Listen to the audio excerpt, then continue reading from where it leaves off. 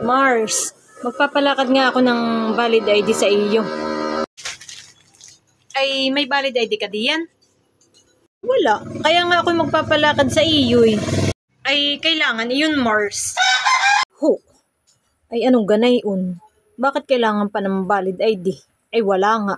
Kaya nga ako'y bago pala ang kukuha ay para ako'y magkaroon ng valid ID. Tapos requirements ay valid ID pa rin.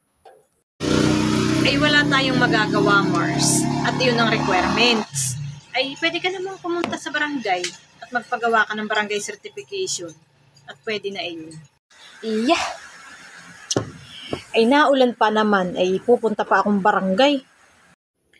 Ay, gusto mo bagang magka-valid ID o hindi? Abay, syempre gusto kong magka-valid ID. Pahiram ako ng payong at ako'y pupunta ng barangay. Susunod ka din pala. Ay, magre-reklamo ka pa. Bayon na, yung payong, kunin mo na lang sa sabitan. Balik mo din lang, ha?